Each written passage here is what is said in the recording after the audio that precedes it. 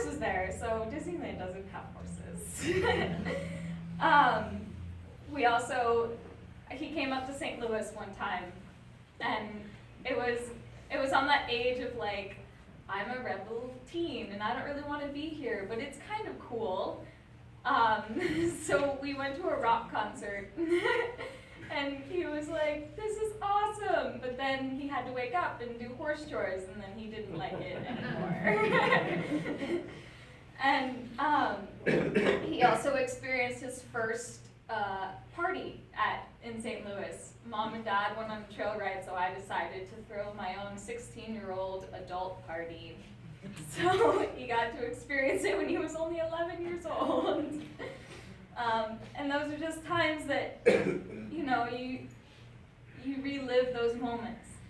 So I just want to invite all of you to celebrate the happy times with him, but also invite all of you to fully feel all your feelings. Because we have to experience the sorrow and the sadness to be able to fully experience the profound happiness. Because life is a balance.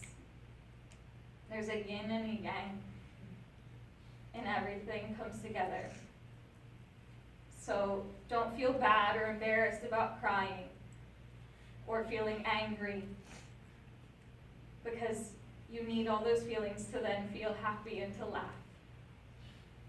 So remember Michael, remember the good times, and remember the not so good times, because they're all valuable, and you all have a right to feel all your feelings. Thank you very much for coming. Thank you, Christine. Thank you.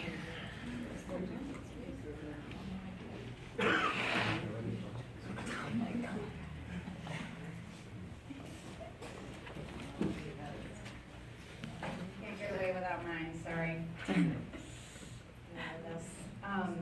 I'm Kelly Clays Bowen, Michael's oldest cousin on his mother's side.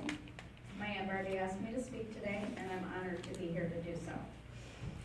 This type of speech usually is composed of summing up one's life over decades of time and reminiscing about milestones and life's accomplishments. But we're here to celebrate the life of Michael Anthony Crocco III, age 21. Somehow, very quickly, this type of speech and this type of gathering takes on a very different meaning. Why so young, and what could have happened? Questions and disbelief and even guilt might fill the room today, but I'd like to talk about something brighter and something lighter, the love of family. Michael Crocco Sr. and Barbara Clays Tallarico brought little Mike into the world as mature parents, we'll call it.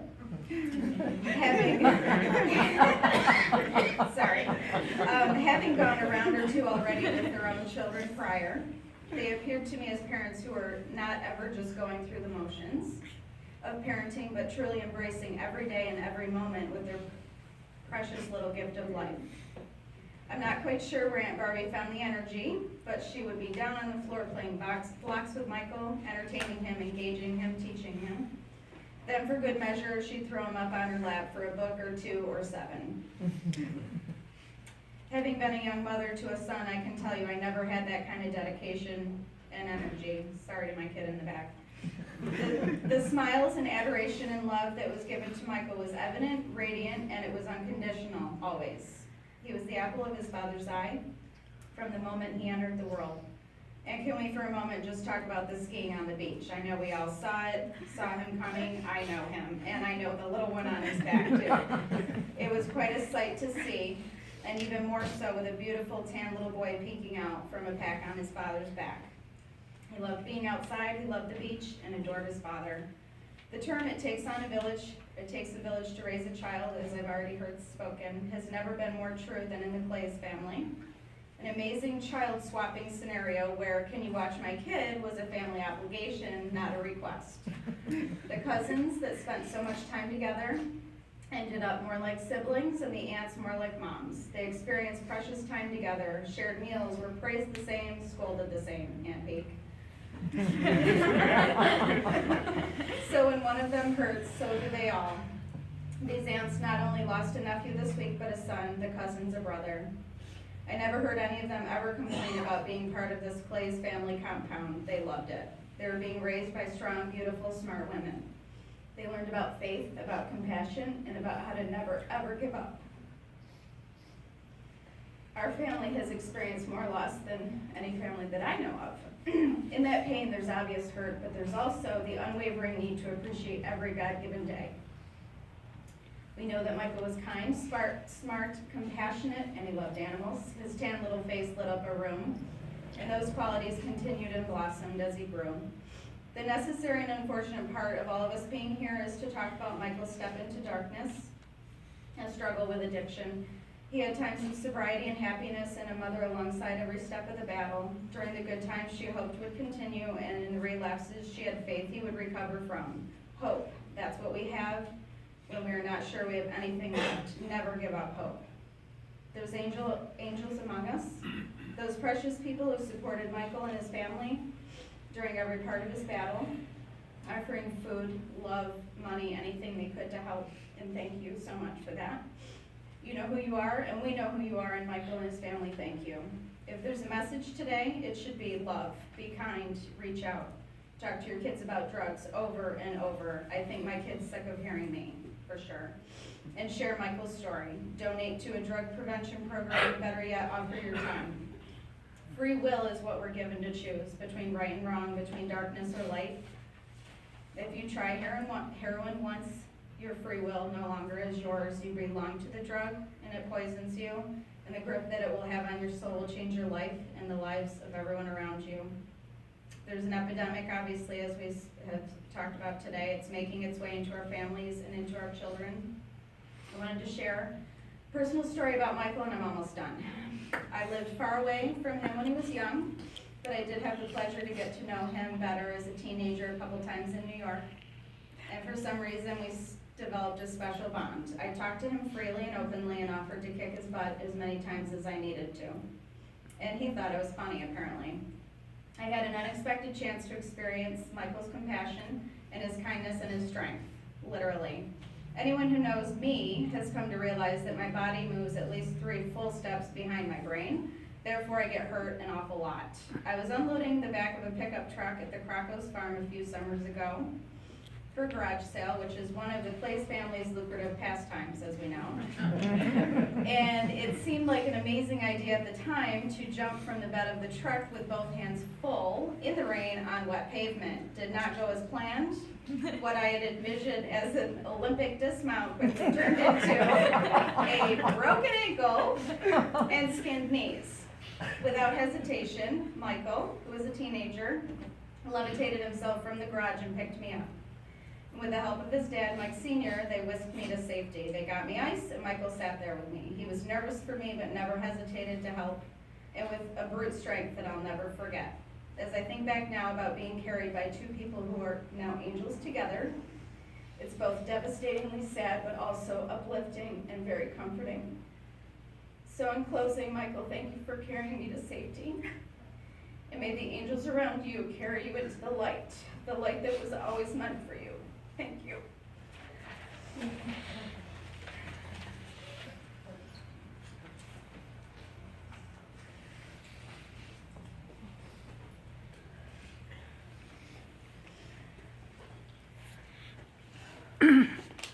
My name is Samantha. Crocco was my best friend since 2009. Thank you for asking me to speak. I didn't really prepare anything, but I can tell you that I knew Crocco before anything touched him or he touched anything. And we hung out every single day, and I saw the vulnerable side of Crocco. He told me everything. It was like he was the guided version of me, you know? We were both 2 lost, broken souls, but when we were together, it was like we were puzzles together. I remember, it's funny you mentioned the spaghetti, because I remember I went over one day and I was so hungry from work, and I didn't have money at the time, and neither did he. So he went right to the kitchen, and I was so confused as to where he went, and he comes back with a bowl of spaghetti and butter. And I said, no sauce. Said, not in this house. He was so caring and kind, and I never met a man like that. you know, it's hard to,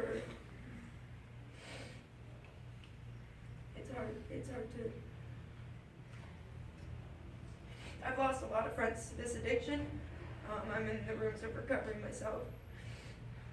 But I never knew that he would be one of them, you know? You always wish that, you know, it can't be my best friend, it can't be. But I can say one thing, and I know this for a fact, that he is free now from this battle. Some of us don't make it, and some of us struggle with it our whole lives, but he's free. He doesn't have to suffer from this horrible, disgusting addiction anymore. I remember when I found out that he was doing heroin, and I never touched it.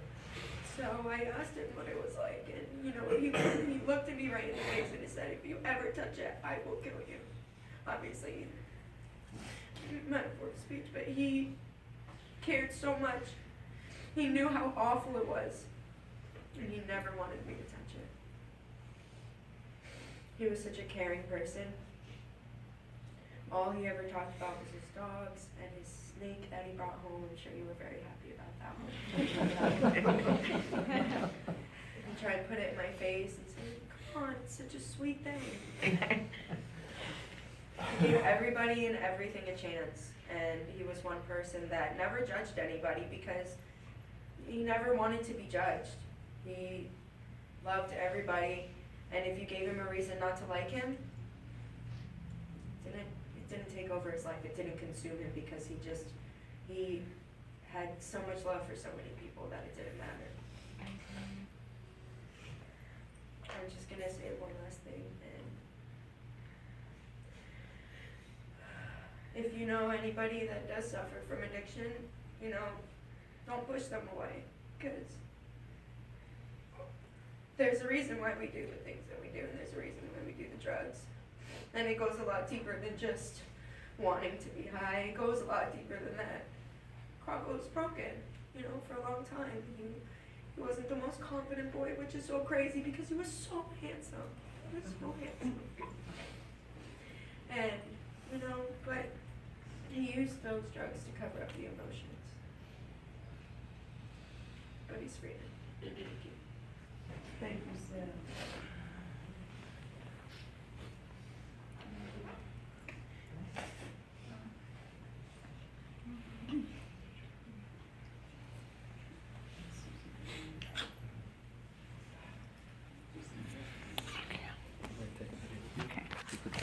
Just holding this like this for everybody. Oh, Holding this just I'm like not this good at for every speaking year. either, but I was Mikey's nanny when I got him at 5 years of age. And I went to Sandy Shoes, applied for a job, met Crocco. First thing Crocco said is, "Can you pass a drug test?" And I said, "Yeah, I can." He goes, "Go put khaki shorts on and get back here."